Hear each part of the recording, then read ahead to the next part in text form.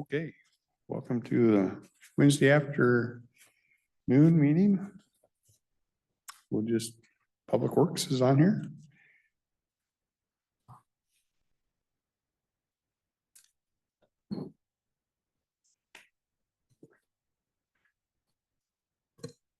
Good afternoon, Susan Eugenius, County Engineer. I'm not sure if Savannah sent the items over or not. So I will just jump into what's on my list. So the first thing I was going to talk about was West Side Highway, the detour agreement. So this is for the sinkhole and culvert at approximately milepost 9.55. There it is. I couldn't read my own notes and I typed them even. So WashDOT has sent over an agreement for the signature by the county to set up a detour to do repairs of the culvert and sinkhole. They are looking at doing a detour route on to Cook Ferry and then Hoyer and then closing down the highway so they can repair that culvert. Their construction schedule is July through October 31st. And so that they're requesting that we enter into their standard agreement. This agreement does include a section that discusses maintenance and repair if this causes excess damage to our roadway, because obviously these are local access roads and we'll be carrying a heavier load of traffic. They will fund upgrades and repairs on that system. So that is included in the agreement. I've also reached out to WashDOT for the potential on how we're going to handle complaints about speeding. Because I know based on whenever we do a detour route, people aren't used to that kind of traffic volume. So what are we going to do about speeding? So that is a discussion I am still having with them. But I wanted to bring this forward because I know it's been an interest in the public and that it is something that they want to get in place sooner rather than later.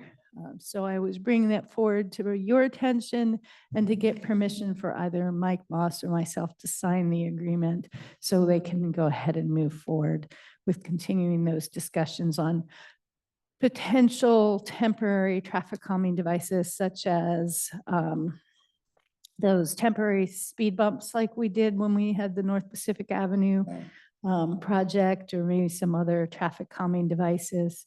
We will probably during the project have to reach out to the sheriffs to increase speed controls. They do have it shut down to heavier trucks, and we will continue that shutdown so that it will be predominantly passenger vehicles. Well, both those Hoyer Road, they're barely 2-lane roads. Yes. So I think the idea on the speed bumps like you did down here when you had route when you were doing a bridge worked pretty well, I think. Yeah. I always assumed Hoyer was a dead end, but I see it does hook into Cooks Ferry. It does. Down there, yeah.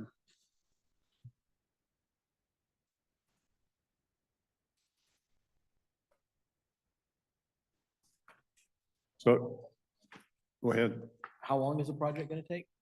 From June, or excuse me, July, they're asking for the shutdown July 1 to October 31. It's probably, it coincides with the fish window in that area. Give them enough time to take out what's in there, put in something new, get it refilled and the pavement back in, because I believe that fish window is July 15 to September 30. You usually can extend it if you're already in the water to October 15.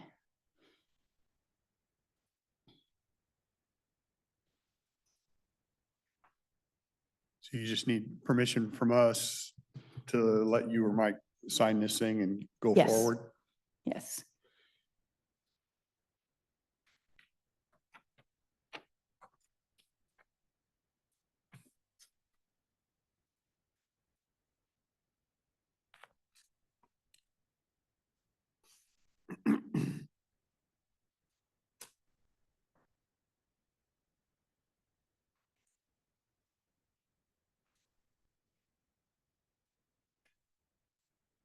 Are these types of agreements, are they pretty standard or are there like exceptions to this based on this project itself?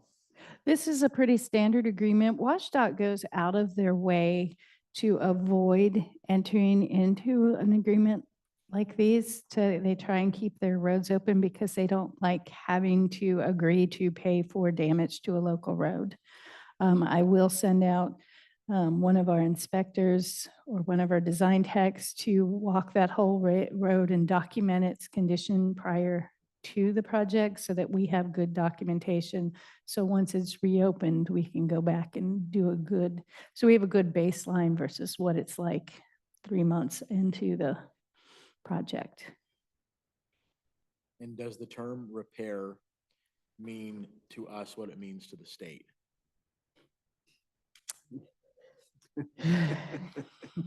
That sounds like a loaded question. That is kind of a loaded question. Because I mean, if we're not talking apples to apples, and they're saying, yeah, we'll repair the road, but well, what does that mean? You know what I mean? Repaired means to pre-existing conditions, and they discussed that it's to a baseline condition, which is why we would go out and very carefully document what our baseline condition is. What it was before the failure. What our road was before they the- start running the detour on it. So their repair of West Side Highway and what condition they leave it in at the end, we have no real control over, but how they reestablish our road, if it's they come back and they chip seal it, or they have to do an overlay, or there's one section that they need to dig out, will be based on the baseline survey. Okay, so the condition before the detour. Conditions before the detour will be reestablished on Hoyer and Cooks Ferry.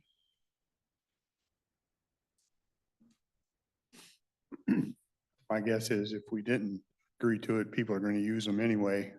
Yes, yeah, and then we have no agreement. No agreement, Yeah. yeah. and you probably will still have some people who go different alternate routes to Sandy Bend. yeah, or- Sandy Bend or something like Yeah. that. So, but this will be the one that's marked. I'm sure some The fact that they're locals. keeping, I think is it over 10,000 pounds, or Yes, they're keeping that off there helps these side roads. it really does. So it's to benefit to them and to us. And it also keeps them off of those more residential local streets. Well, other than the signage, there's no real way to police that and keep those 12,000-pound trucks off the road, is there? Other than the signage and increased law enforcement patrols, Yeah. no. I will say I haven't seen them. I've seen log trucks turning at four corners and going out to the highway and not coming up West Side, so. There has been some compliance, probably not 100% compliance. Yeah, and I've had people tell me that they're seeing the log trucks still using West Side, so. Yeah, I'm sure that's true, Yeah. but I have seen some turn. Yeah.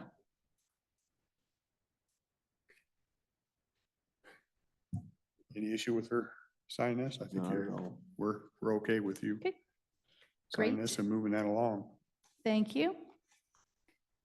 So then the next item is the Dyke Road SEPA that you had the question on Monday. So that is for granite construction down in Woodland. That is not in anything I handed out. Okay. So we had a meeting, we being Mike Moss, myself, we had a sit down with Granite. Hey, our concern is the road's going to fall apart from the section where our project ends to Dyke Access Road due to what we've seen happen out there in the past. And what can we do to help minimize that until such time as the county can come back and reconstruct the road like we've done the other two sections. So Granite, being an asphalt company, said, well, what if we go out and we overlay that section for the county as part of our SEPA mitigation? And the county works on getting the funding and doing this project in 5 to 10 years, because that's what it would take if I started looking for funding now. So that is the proposal from them for the county. And in addition to that, they met with the Dyking District down there, because this road is on the dike and came to an agreement that they would restrict the truck traffic on Dike Road during high water events. And we have a set elevation based on the elevation the diking district has seen historically. When that water is up that high for more than 24 hours, they start noticing the road moving, and they were amendable to that condition also. So I was being asked if we were willing to move forward with those conditions, and I wanted to bring it to the board to see if they were willing to come to an agreement, because it would require us entering into an agreement with Granite to get this taken care of. So as part of the mitigation, they'll provide the overlay, Yes, and we won't have to do that. And then the other part, it comes from the diking district itself. yes, that we would post the road when it reaches a certain elevation to restrict the truck traffic during those high water events. And Granite was agreeable to that because most of the high water events occur when their main business isn't occurring. Yeah. So, Did you say that the road moves during high water? Is that what you well, said? okay. Moves is a relative term. So if you ever talk about, when you're building a road, what they'll generally do to see how stable the base is they'll do a proof roll. And if your base isn't stable and you run a truck over it, the material pumps. You can see it roll like waves with the roadway. And that's what I meant by move. I guess I needed to be more careful with my terminology. So it's a pumping action. You can see that it depresses and comes back up over heavier equipment running across it.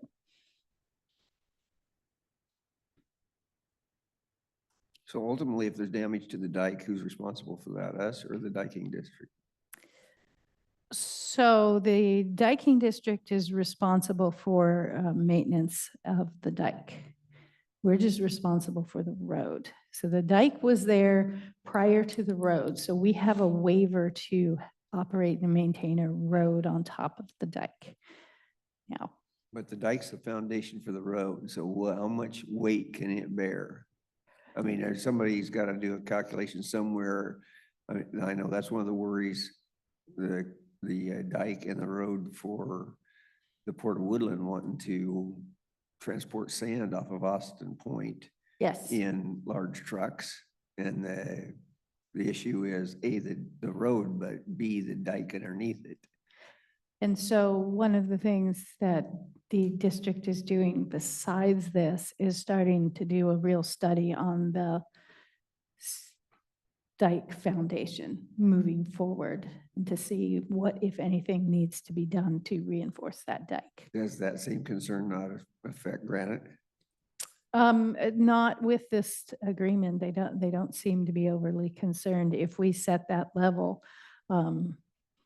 Because when they're hauling heavy sand, not in the winter, we don't see the same impacts. It's when the levee gets saturated that you start seeing that movement in it. Okay.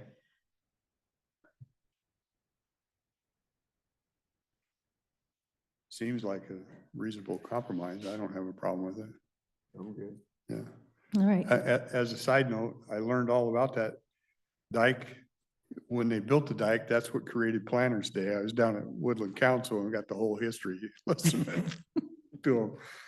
That's where Planners Day started, because they Book built the report. dike and didn't flood anymore and they could grow crops. So Yeah, it's an interesting, mutually beneficial relationship they have, because some of those farmers still let their fields flood in the winter when we're having the high water events. And so it's, Maybe they could build a windmill. We'll call it Little Holland. there we go. Yeah.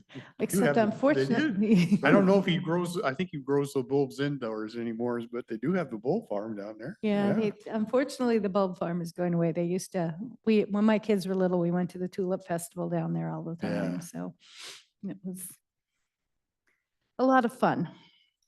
Okay. Okay, so I'm glad everybody's sitting down. I have a request to give permission for the chairman to sign temporary and permanent easements on Tower Road with Mr. and Mrs. Belfield. Oh. Awesome. That's good. That, it's very good news, so. Yeah. It's awesome. You guys ever went out there? It'd be worth a trip. Yes, I think, because you'd see, if you're headed Tower and you'd be headed east, right?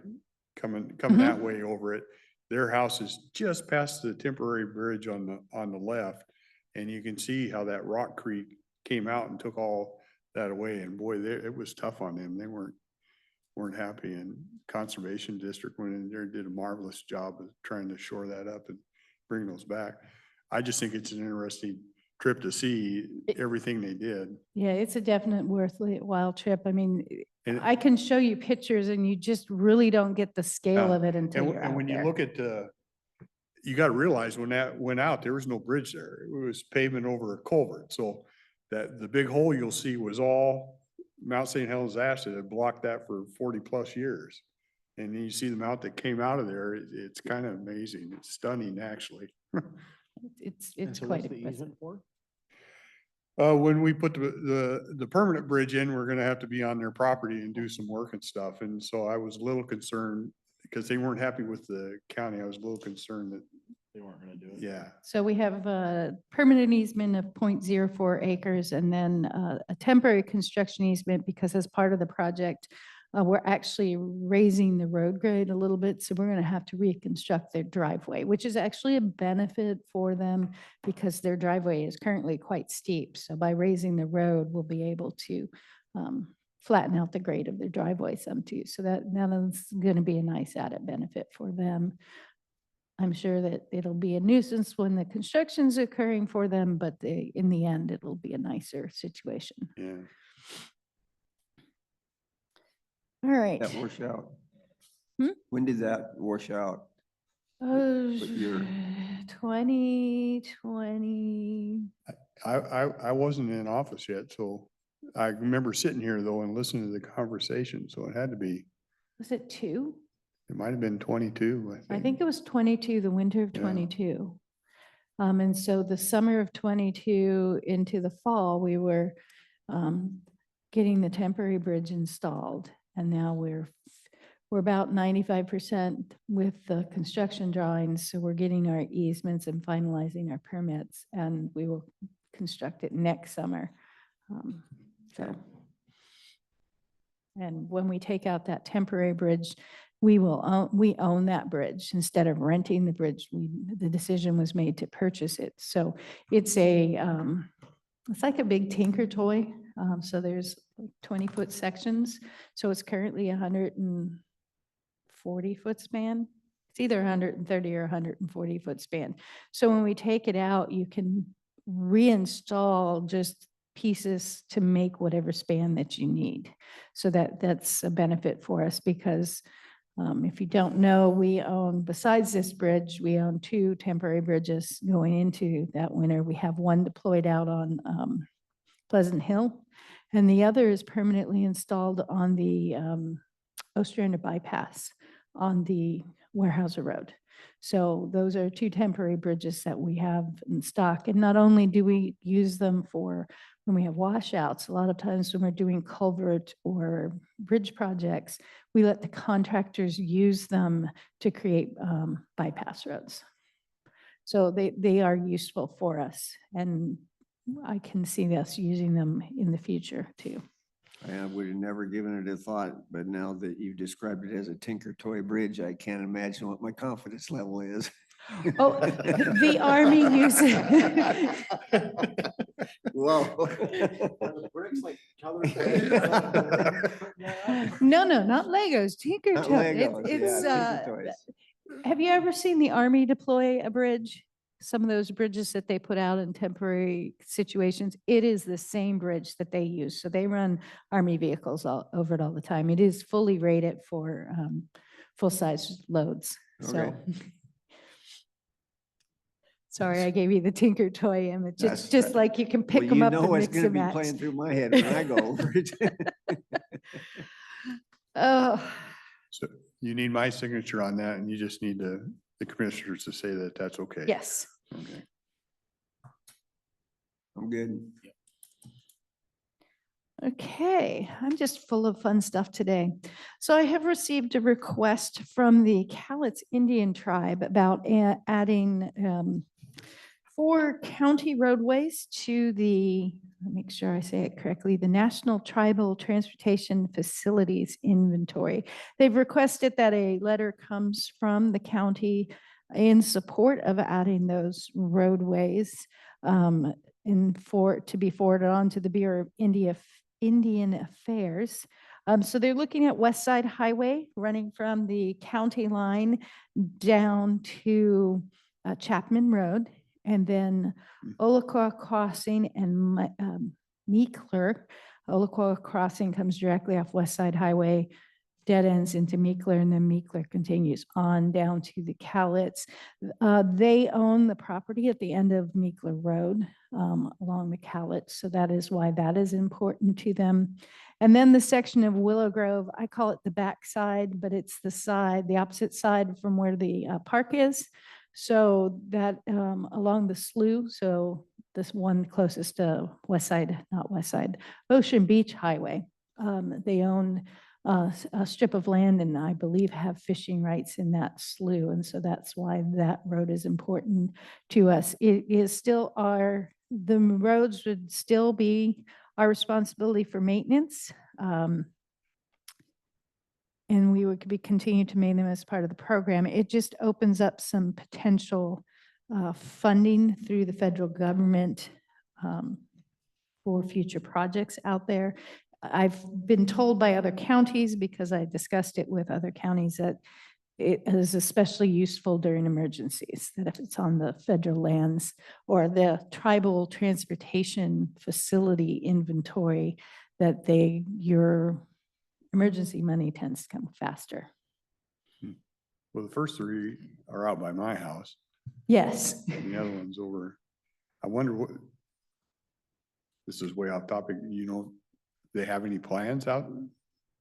Out at the There? end, They I just don't own know of property any there and- plans. I think they use it for recreation. I Okay. don't know if they have any specific plans. We used to have a bridge at that location and then it moved over so. Gotcha. We just talked about the fact West Side Highway is a state, right? Why This is it on is, this list for us? the West Side Highway is state up until Four Corners. Four Corners north to county line is a county roadway. The state highway goes up to Four Corners, goes across the Castle Rock Bridge and connects back into I-5. So everything north of Four Corners, except the small portion that city, is county roadway. Okay. So we maintain these roads even though it goes onto their land all the way to the dead ends on these roads? So the property that Meekler is more recently been acquired, is my understanding. So it's always been a county road. And there are quite a few roads in other counties that go through all tribally owned land that are county roadways. Cowlitz tribe is a newer tribe, so they're working on getting themselves more established. I know they have requested this same letter of understanding from both Lewis County and Clark County for various of their county roads also. And so it's not necessarily roads that are completely sanded by tribal lands, but roads that their tribes use for their transportation to and from different locations. So do we know where that stops? Like for funding purposes, if we're on an access road to get to one of these pieces of property, can we use funding to an access road to that road? You know what I mean? How far Oh. back does the funding go if we ask for it to fix the roads? I think it only applies to the roadways that are on their list. So so Willow Grove, beyond what's included, would not be able to get funding. But Willow Grove Road itself could. Yes, the portion that we're including, yes.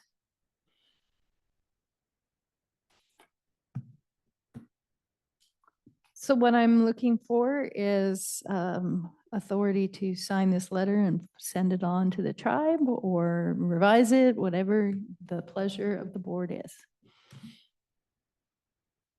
Well, based on what I see, it looks like it doesn't hurt us, but it may help us with funding. Yeah. Is that what that looks like? Yes. That's what it kind of I'm looks all like for to me spending. too. Yeah. Somebody else's money. It's not our county tax dollars. I'm good. Yeah. I might have the best section of West Side going right by my highway. You just might.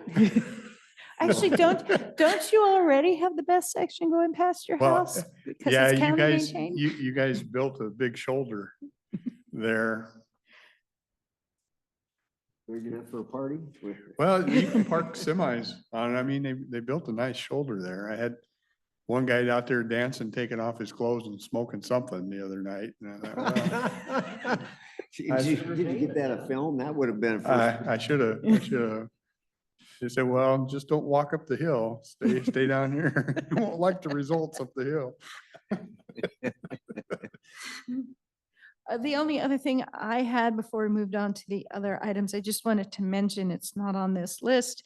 The Port of Kalama keeps reaching out to about the Toda Road vacation. Our right-of-way staff is working on that, and they are about to reach out to them again because we found a little glitch that we need to discuss with them prior to getting it on the board agenda. So it is on our list. We were waiting to be made aware from Kalama that it was their priority at that Yeah. point. So now, since they're reaching out to you, I'm guessing they have made it a priority. So it's on our right-of-way staff, but we're going to be reaching out to them with a glitch that we just found to try and figure out how we're going to move forward. So we are working on it. I appreciate that. It wasn't anything that they said anything about for a long time. Yes. So I guess we're going to move on to the landfill. I'm not going to figure out what the letters stand for.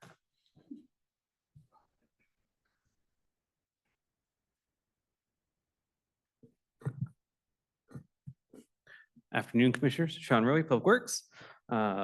First item we have here is LaSWIFA grant, which stands for Local Solid Waste Financial Assistance Grant.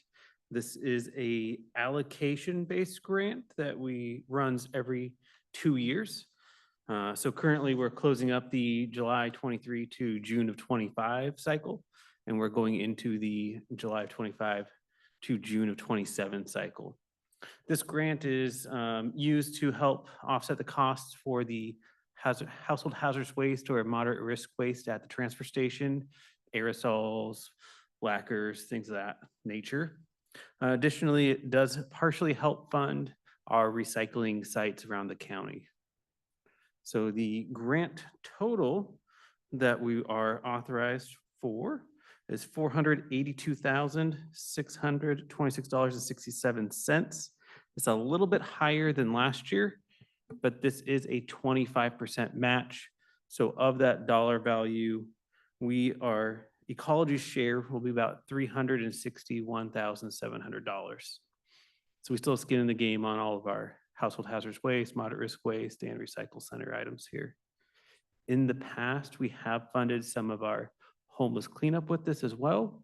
It's a smaller value, but we weren't able to fund that with this grant this cycle. So as I said previously, this is an allocation base. So there's a fixed value that every county is awarded, plus a per capita value as well. So through the allocation table, we were at 358,000. So we were able to get a little bit more than that, but not a lot. Walk me through the acronym again. It's what? LSWFA is. Local Solid Waste Financial Assistance Grant. Okay. We like to call it LaSWIFA. And I when call you it say the old name. recycling, you're just talking about like recycling bins that are placed around the county Mm-hmm. and the service to pick them up and empty them. Correct. Yeah. So In that, that's covered through our waste control contract. And so they just cover part of that fee. And our household hazardous waste events. Yeah. So under our household hazardous waste and moderate risk waste, we do annually 4 mobile collection events at each of the major cities throughout the county. I wish it was higher attended. So we'll go to Castle Rock during their cleanup days, Kalama, Woodland, and then Riderwood. Thank you. So it's not in Kelso. No, not Castle Riderwood. So we have a one out up north there. And so I guess what I'm asking for today is the board to allow us to sign this with the Department of Ecology and then bring it forward on a consent agenda. It's a DocuSign kind of thing. Okay. One question, and I know you would have thought this through, and I'm sure it doesn't apply, but I'll ask it just so I did. The Department of Ecology is famous for putting other conditions you gotta meet. They don't add anything that costs us that would make this be a wash. No, there's no Yeah, additional okay. restrictions or, Strings attached. yeah, there's no hard strings here. As it's Yeah. like I said, it's an allocation based. Every county gets the same base plus a per capita fee on top of that. All right. In the reimbursements, they ask us for a narrative, what we're doing, what this accounts for, what the total tons are, so we give them a lot of information, just for grant Mhm. purposes. But aside from that, I think that's all I can think of as far as strings attached. All right. Good with it, sure. Thank you. All right, so we're going to move on to facilities. So Sean and I are here today to discuss some real estate purchase. We were given legal's direction to discuss an open session. So that's what I'm here to do. And I wanted to let the board know that we are at the kind of the final stages of what we would call negotiations in our agreement for purchasing I guess you'd call it 2 floors of River Suite, which is 4 office locations for Office of Public Defense. And so all in a total of $889,000, and that's for all of the floors that I indicated. I have that breakdown and documentation ready, and I can send it for review. Just want to make sure I'm saying the right things in the right way. So essentially what we're here to discuss with you today is just a high level understanding that we have come to an agreed price and terms, and we're looking to close in August. And we wanted to make sure the board was okay for us to move forward with this process and move forward in the closing. I'll also add, we're doing a walkthrough of those locations on the 24th. It's Monday. Maybe you weren't invited, no. But if the board can't make it, because that's, I think, during your normal 11 o'clock Monday session, we could also schedule another time for individual board members to take a tour. That would be preference. And so this worked out the way that we were hoping, everything that we wanted out of it? Yes, so it is below our targeted, I guess, limitations or direction given. And so now that we're at that point and we're below that direction, we thought it was time to come. We are happy with where we ended up here. I know OPD is very happy and eager. So I think all in all, and I'll let Sean answer if he has anything else to add as far as any negatives or anything to consider. I don't think so. I think we're in a good spot and ready to give that a recommendation to the board to move forward. Have we publicly talked about why we made the decision to go there as opposed to the annex with the OPD? No. Not that I know of. Mm-mm. And so just for public and the crowd, so Susan, but anybody online, we were moving forward with previous direction from the board to put OPD and their staff into the annex building, which is right across the street here. Unfortunately, as we were making those improvements, we suffered some significant water damage that resulted in a claim and some risk involvement, but that space has been recently renovated. However, it's renovated to its previous state.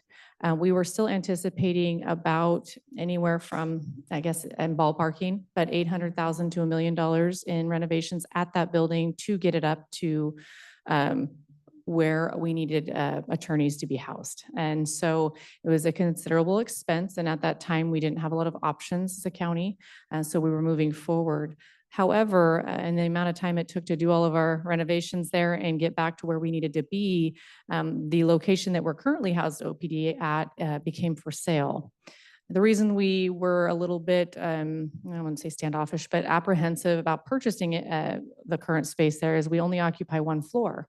And the whole purpose of moving to the annex was to get out of the leased situation, but also have the ability to grow staff due to some state and federal mandates with OPD and attorney size and caseload.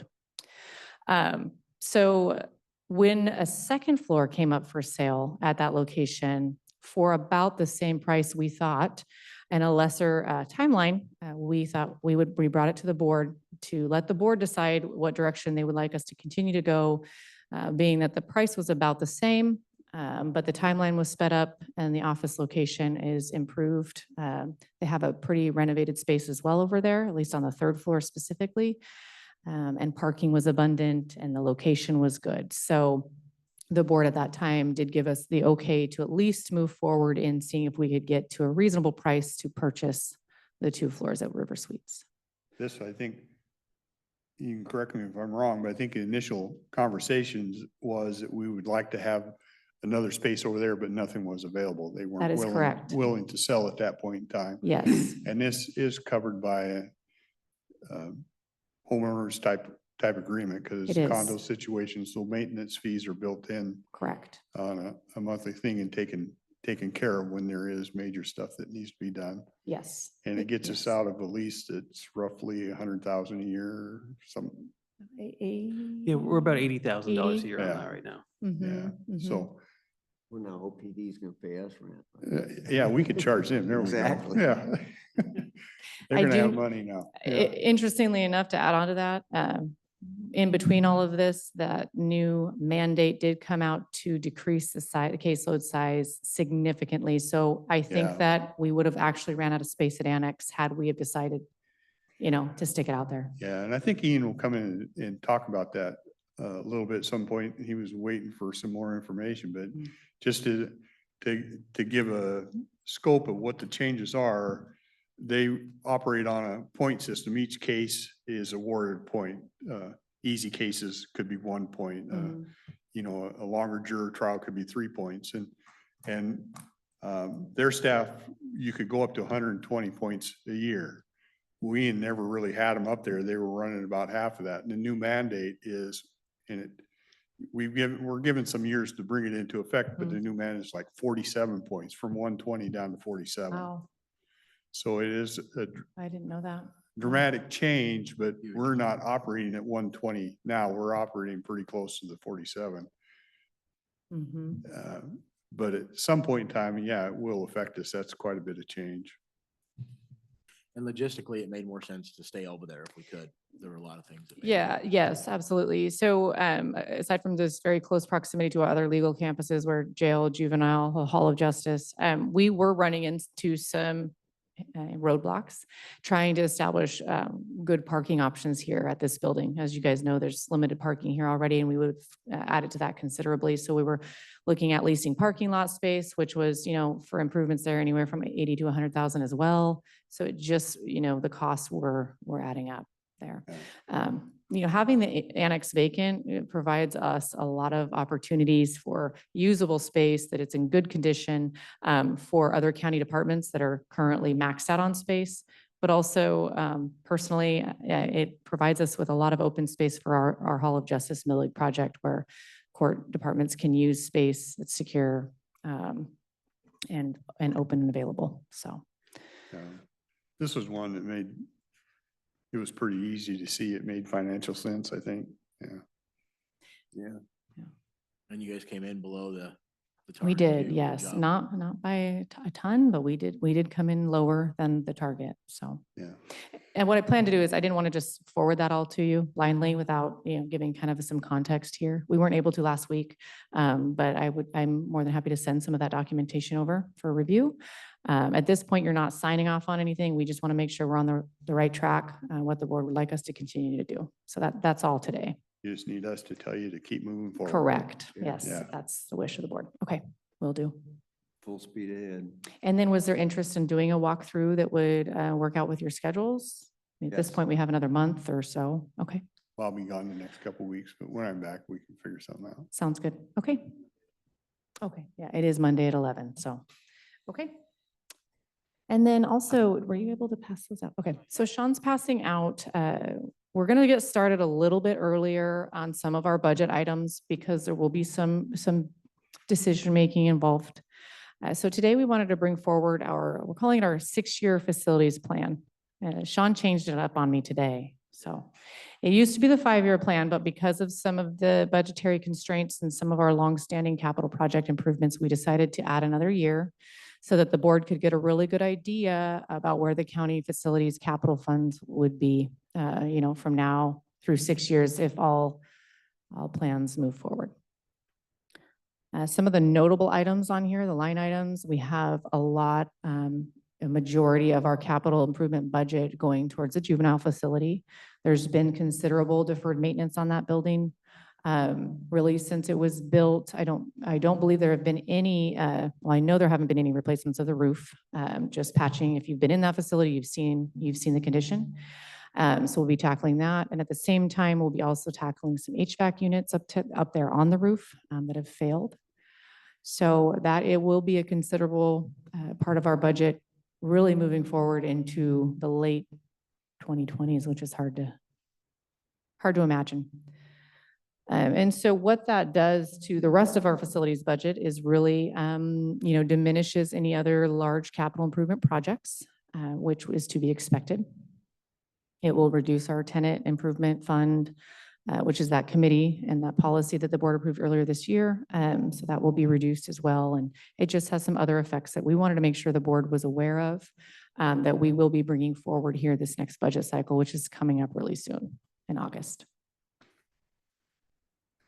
Well, I'll be straight with you and tell you, I think we need to work hard at finding another option for the juvenile center. I think pouring this kind of money into a facility that houses less than a dozen kids,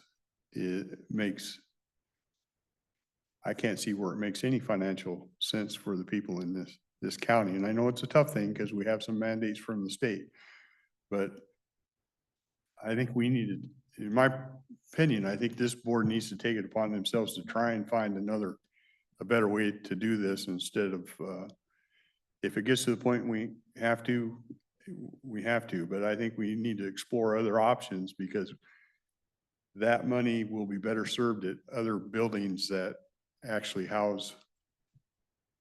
I agree. I know right where you're headed, and I absolutely agree with where you're going. Okay, Me too. And we've started conversations. I've had conversations with some of the other commissioners on my couple of the boards that I sit on, and they're open to having conversations about us working together to come up with a solution. so I don't know if it's a workshop on our part or we just find a way to, I think what we should, this is going to make juvenile all nervous and I apologize for that, but these are some of the things we got to address and I don't know how else to do it. We have to do it out in open. So I think it'll probably be in a budget meeting at some point in time. We're discussing the capital, our next 6-year plan on capital improvements with the majority of our funding going. I guess to juvenile. here's what I would probably ask is we've done some, as Commissioner Raiders has mentioned, we've done some research. I think you guys should do some research on Mhm. maybe other options and then we'll just hold a workshop. We'll have to be frank. I know it's going to make some people nervous, but I think we need to address this thing. So what we can do as a team is get together. I think Superior Court oversees juvenile. So just touch base with them, get some. And I know they won't like it, but I don't know how else to approach it. It just seems ludicrous to throw all kinds of money into a facility for less than a dozen kids. You know, At some point, we have to take inventory as to how much money we're gonna put into facilities that are way underutilized. I agree. Yeah, stop kicking the can down the road. Would it be appropriate? I don't mean to call Kelly out. would you be appropriate to include the clerk of the board in these discussions so that there's some awareness crossing over to the board and, okay, Sure, if you're okay with that, okay. sure. Okay. Didn't mean to bring you into it. No, that's okay. Kathy Funk Baxter, Finance Director. We do have on the schedule for the 26-27 budget discussion, the capital plan, which is one of the dates. And it's going to be in, I think, October, though. Okay. And that Well- was a well, concern I wanted to get. And that's probably okay, because I Ahead think of it. this type of workshop should take place before that. So when you come in with that, you have some kind of concrete direction. To add on to that, I did, actually had a quick meeting this morning with David Hodges, who's our lobbyist, to talk about future earmark requests moving forward, what kind of capital improvement facilities requests we're looking at. I included, of course, juvenile because it's so much of our budget.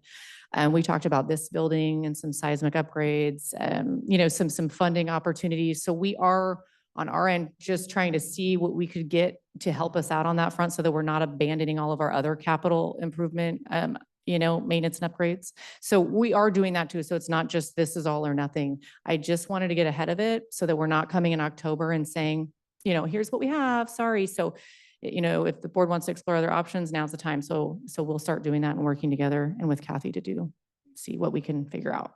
Okay. So. One of the other concerns I want to raise, just for information purposes at this point is, besides this building, which is 103 years old, what other buildings do we have that are in that vintage era that have architectural designs with 60-pound blocks of concrete hanging by mortar? I don't, right? I mean, Really? Really just this one? Who the heck put It's- those things up there? Well, I guess my concern is obviously if weathering and years of age start creating that type of a problem, which we're trying to address on this building, do we have any other buildings that we possess that need to have any type of attention, or at least be looked at with that critical eye to make damn sure we don't kill somebody walking in or out of a doorway? So for buildings wise, this is the oldest that's in our current inventory that we manage. And then annex would be, off the top of my head, that close Yeah. second. And that was built in the 40s. Did you have, I was just trying to take a look out the window at the annex and see, what's that do we outside see look like? bricks falling? No. Does it have this type of architecture on the outside? I haven't even looked at it. Not to this that close. extent, no. And we're in the side of the building that's like the modern side, which is a newer side. It doesn't have the same type of architectural like elements, and it's not the same of, concrete and brick attached. That truly is isolated to that southern side and the side corners. So that's what we're tackling now. Good or bad, however you want to look at it, this building is on the Washington State Washington State Register of Courthouses, and it provides opportunities for grant funding to make those types of improvements. But it will be the You have to next, keep some of the flavor of it if you're on that. that is correct. So no matter grant funding or not, we still have to keep up with that requirement. So it obviously becomes very expensive. So this will probably be the next Hall of Justice, type of, not to maybe to that extent, but it'll be expensive. Yeah, So. okay. How soon will we have a report back on the condition of what the problem is and what the potential fixes are? We are meeting on that today with the project coordinator. So hope to have an answer for you. I can email you, but the next meeting here so that everybody kind of knows what we want to do moving forward.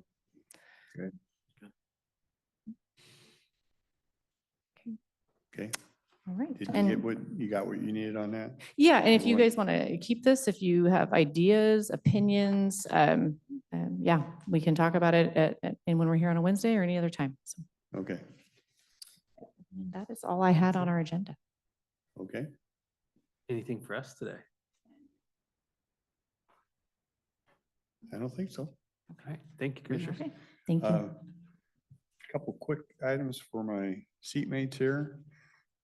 The Washington County's risk pool, Kathy, you usually attend this, or you're not able to attend this, and so we're looking if I won't be around, I won't be attending. I'll be over in Idaho those days, but I didn't know if one of you guys wanted to, I think you've been to a risk pool thing before, if one wants to do that or not. July 30th to August 1st, so a couple days over in Walla Walla. So I'll just make, if one of you is available, and wants to do that, we'll just, can I give it to you and you can work it out with them? I should be able to make that. Okay. I think the other thing you had for me was this Yale Valley Library District trustee. We approved this person and they were going to start July 31st because that one was, am I saying this right? When the other people were going away. But the other people have already gone away, so they want to run it by us and I don't think we care No. if they start early. Nope. No, Yeah, okay. no. If we have a little bit of time, I followed up with Jennifer on the bike lane thing. I had a conversation with her. She sent me an email with a picture of what they're actually Oh, proposing. on that letter request. Yeah, on that letter. Okay. Cause I asked her, I started off by, can you explain to me what you guys were thinking with these bike lanes? And, she was a little taken back. They're actually, what they're proposing is to, take bike lanes off of the road and put them in the middle lane, which if Kelly can pull up the picture, I can show you, which this seems like a much better idea than what they have done throughout the rest of the city. So if you look there, that's the way that it is, and they're wanting to take the bike lanes off of the road and putting them onto the grass so that it's not in the roadway. Okay. So I said, well, that's a completely different idea than what we had imagined you guys were talking about doing. Do you know if they've run it through their council? Has council said they want to? So I did not ask that. What she was looking for was just a letter of support from us, I think, to maybe help their efforts. So if they were granted it, then I'm assuming then council would choose whether they wanted To move with it or not. to move it with it or not. It's, that letter is addressed to somebody, I think at the state level, looking for basically saying our support for the funding that they want. Yeah, But I see by looking at that picture, they're doing away with one full lane and filling that in with grass or concrete for the bike lanes. But again, they got that open culvert they're gonna deal with. it's supposed to, they're gonna make it look all pretty, I guess. I don't know. Yeah, I can't wait. Landscape it. They'll have frogs and fish and the kids will be in there playing, wading around in it. Yeah. So, Maybe a turtle or two. Yeah, my real, well, they got turtles in Sacagawea, they'll end up in there. I also did I got a phone call from a gentleman complaining about the tent. I think it's the tent that you were talking about, Rick. Does the railroad or Weyerhaeuser own the property right there on the river? When I said where, I think it's actually DNR. Is it DNR? It's DNR. I said Weyerhaeuser, but I was mistaken. It's DNR owns that property on the river till it doesn't go all the way. Does it go up to like the old plant or something? At some point in time, it turns to Kelso. Yes, it does. So there's some jurisdiction change there. I'm not exactly sure where, but they tend to stick on the DNR side because I think they're less. Hasselless. DNR doesn't come out as often. Correct. Although the last time they had that, I think Mike talked with DNR and DNR did come down and clear it out. Okay. So if that's a problem again. Yeah, his concern was, I guess I didn't realize it was as close to a school as it is, but he said he has witnessed a couple of guys. Is it Barnes? Yeah, going from behind the school over to the area back to the tents. And he said that raised some concern for him. So, yeah, okay. Then I just wanted to report on the meeting that I attended on Thursday, whatever it's Collaborative? called. Yeah, the collaborative. Spirit Lake Toodle Cowlitz River Collaborative. It was interesting. I don't know that I made any friends at that meeting. But I really felt like part of the reason there's been a lot of inaction is because a lot of the things that I was hearing there with regards to the issues that we're facing right now. And I walked away from that meeting with the impression that it really exists for itself right now at this point. I'm not saying that they're doing much.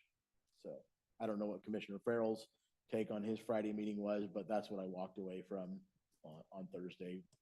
Well, if you Pretty bothered them on disappointed. Thursday, I really upset them on Friday. Yeah. I felt, they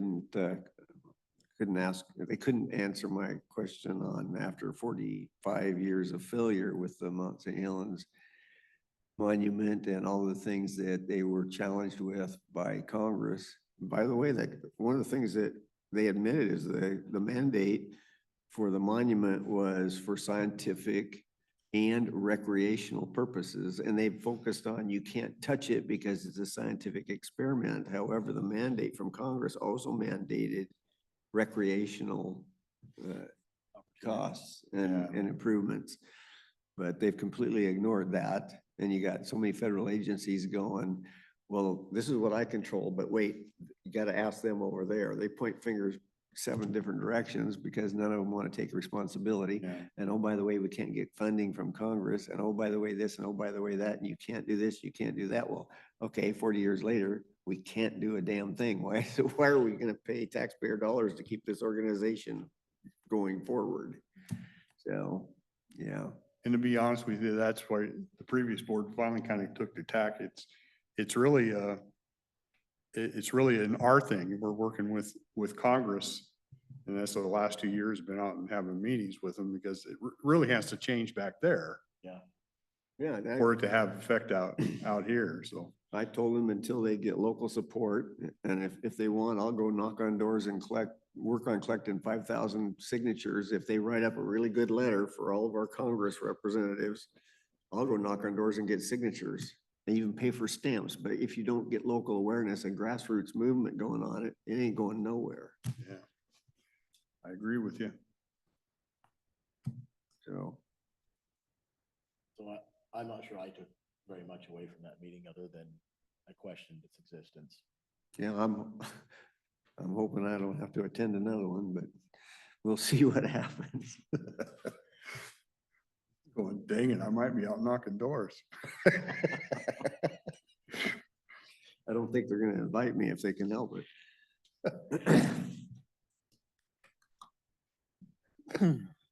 How close are we? We're pretty close, aren't we? 3 minutes? I think by the time you get up there and work your way, is that the one you need me? Yes.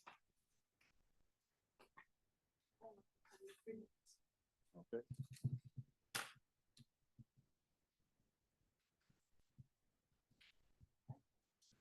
There it is. Oh, just a matter of me finding the right tab. For the Longview meeting this morning, they passed a resolution. They moved it from an advisory to an action item to pursue a TIFIA for TIFIA? funding, a TIFIA. And I went, whoa, wait a minute.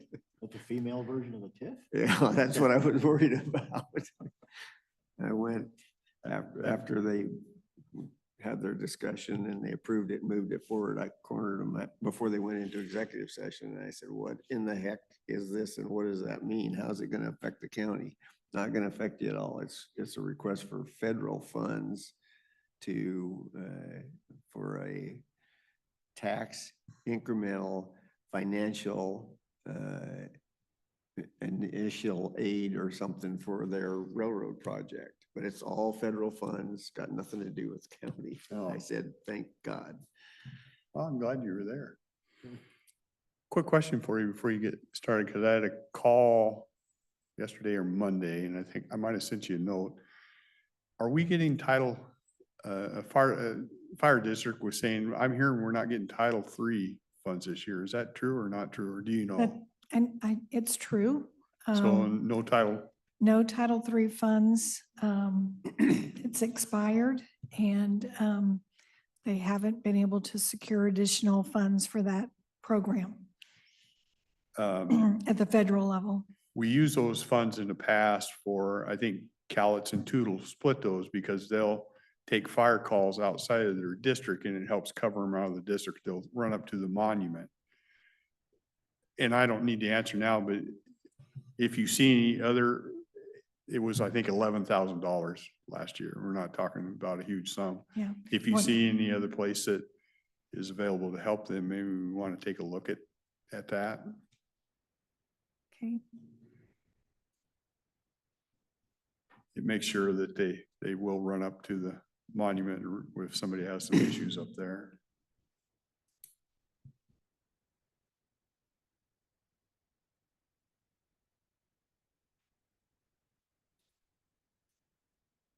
Okay. Okay, thank you. I have one idea, but I'll go back and research it a little bit. Yeah, and I told him I'd get back to him before the week, but what I'll do is tell him that we're researching it and then I'll deal with it when I get back. Yeah. Okay, Okay. you ready for me to Yeah. start? Yeah. Kathy Funk Baxter, Finance Director. So we were tasked with taking and creating a roundtable and a discussion about the district court billing rates. Also, by the way, Molly Martin is online, if, just in case. Anyway, so we had a show of people that wanted to participate, and the good news is every city participated in this roundtable. And so we had some discussions about the expenses and things like that. So here's a couple of things that came out of that roundtable. We're requesting to do the phase-in over 4 years. The last time we talked, it was over 3 years. So they are asking for 4 years. So that's what I'm here to present in our proposal. We also are excluding jury fees. Those expenses paid out on behalf of the cities. And since the cities are already billed for that, and so they were excluded from our cost. We also looked at all of our expense lines, and we determined that postage expense was primarily related to jury trials, and those are primarily associated with just county cases. So we decided to exclude that expense. I think it was something like in 24, we had an expense of about $15,000 related to that. And then we also looked and said, well, if we're having jury trials, we tried to allocate a percentage of one of the staff members towards that effort out of the district court's personnel.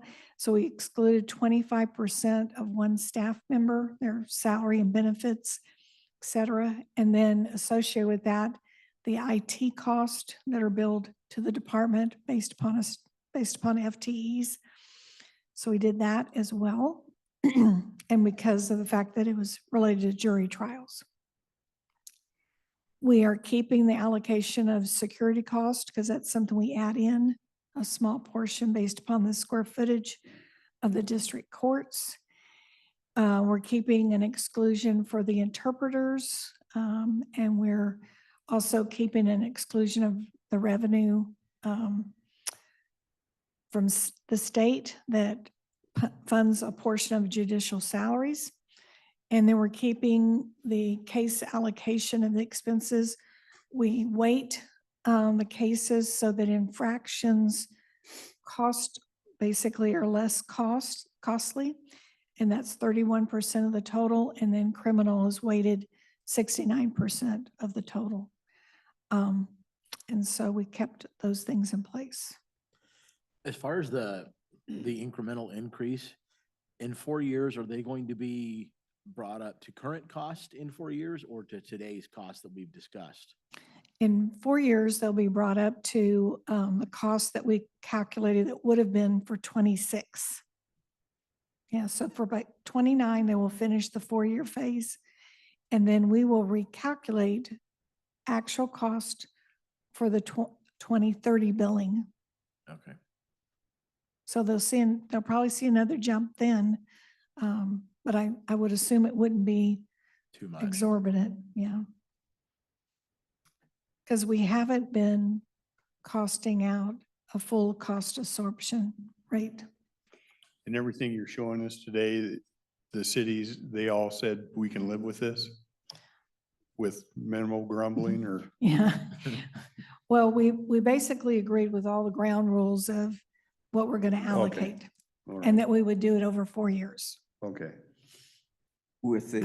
I'm sure no one is happy about an increase. I'm not happy about it either, but Well, one of the comments was, if this equates to a 25% increase in the cost to a city, what is the 25% increase in work getting done by the county? Da, da, da. It's not associated with any change. It's associated with the fact that we've been subsidizing those cities, and we're trying to get rid of that subsidy and make it fair Correct. that they're paying their way. So on that note, if in 4 years we bring it to 2026 numbers, is there an understanding that in 2029, we're gonna, or 2030, whatever that number is, that we're gonna bring it up to full speed? We're not gonna step anything else in? we've created our interlocal contract, a draft of that. We've sent it to the prosecuting attorney's office to help review that for us. And it's in that contract that their rate is set for these rates. It's going to be a chart. And then it explains exactly how we're going to do the allocation thereafter. And that we will show it and share that and all of the calculations with all of the cities by June. And then we will have a final letter that says in October, these are your rates. So they'll have from June, several months to look over that, bring up any questions that they have or want to have a discussion about it well before that it's finalized. Okay. So was there not an agreement in place before? I mean, how did we get to this point?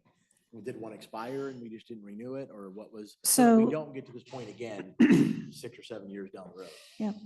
So the contracts that were there, they were in place and they had wording that says every October they would be provided with the new rates. It didn't explain how the rates were calculated, but they would be provided with new rates. And my office, the Office of Financial Management, did not calculate those new rates or do any processing to provide that information to the district court so that the contracts, so we could live by that. So it was a turnover in the office and just procedurally, those things were never updated. And so Molly brought this to my attention and I started working on it. And so now here we are. So the new contract will have the procedures in place, it sounds like, as to how we do it. Right, right. Okay, And that it's a full cost allocation. all right.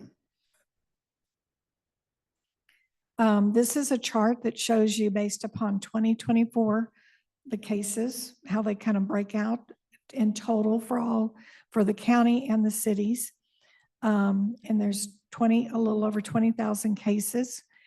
Most of them are infractions. And so, and then the 2024 expense, this is how it breaks out so that we can calculate a rate for an infraction and we can calculate the rate for a criminal case.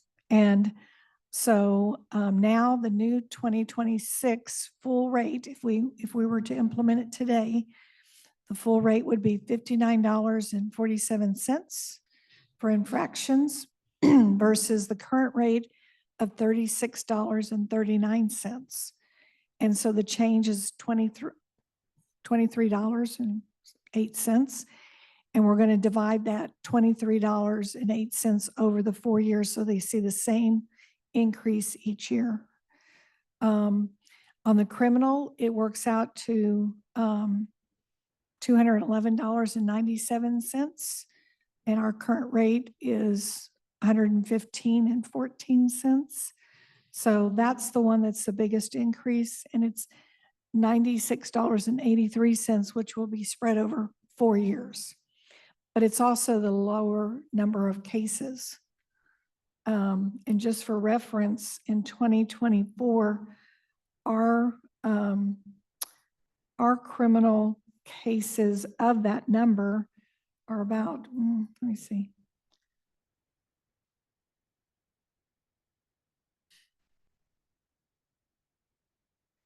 Our number is about 5,000 of that 8,000, in that range. Oh, okay.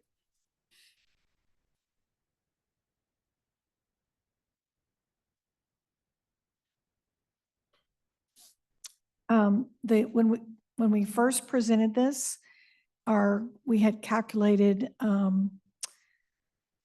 that the infractions would be $61.70. And after this roundtable and discussion of items that should be excluded, we're now down to $59.47. So they saw a reduction in that number. And then for the criminal, we had originally calculated $219.94, and now it's down to $211.97.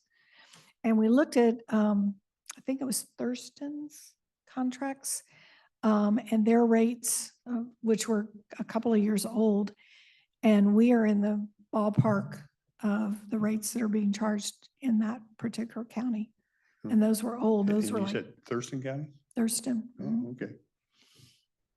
But they had a little more complex chart. They charged for a DUI was a different rate, things like that. We talked about that in our roundtable, and they all agreed that it's fine just to leave infractions and criminal, just to leave the 2 line items instead of having 5 or 6 line items with different rates. So in spite of having the roundtable, it didn't really move that much from where we were at originally, No. with the exception of the incremental application over the 4 years. Mhm. So you were pretty close to where it needed to be from the get-go. Yeah, but we excluded a few things that probably are to be picked up solely by the county. Yeah.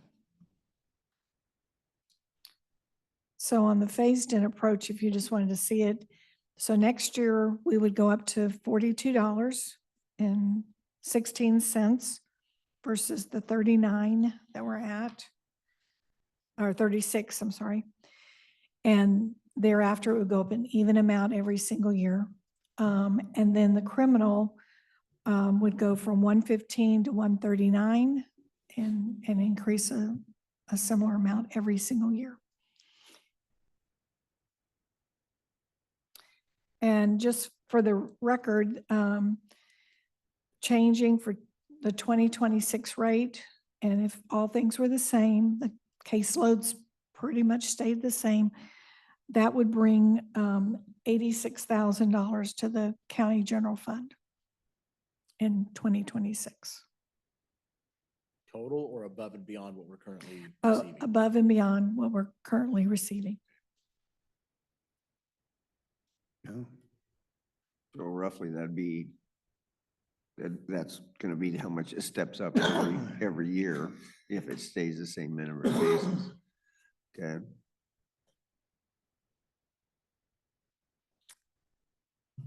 Good job. Yeah, good work on that. Okay, anything else? We're You held a gonna, roundtable with them and you're still here, so I'm still here. Yeah. I think that was the right approach, though, to have a roundtable with them Yeah. and get buy-in from their part. I think. Yeah, I learned some things too in the discussion, and so I think we're on the right track. I think it's the fair model that everybody shares in the cost, and we've excluded some things that we should take 100%. So you're having the new agreement being worked on and we'll see it at some point in time here. yes, Yeah, yeah. okay. So, and everybody will have the same contract. So I've sent it, before I left for vacation, I sent a draft over to everybody over there, Doug and the whole group, to see if they could look it over and tell me where it needs to be modified. All right, Good job. Okay, that's well it. done. Thank you. Thank you, thank you. I know we have people coming up to ask for an executive session. I heard rumor that we thought we should have one before. Okay, I would Okay. suggest that we have Yeah. one. Are you Absolutely. good with that? So that would probably fall under performance of the public employee and, why don't you give us 20 minutes? Okay, so we will adjourn to that. The board is extending the executive session an additional 10 minutes until 3:16. Okay, we're back from an executive session. No decisions rendered. If there is no other business, seeing none, we will adjourn. Thank you.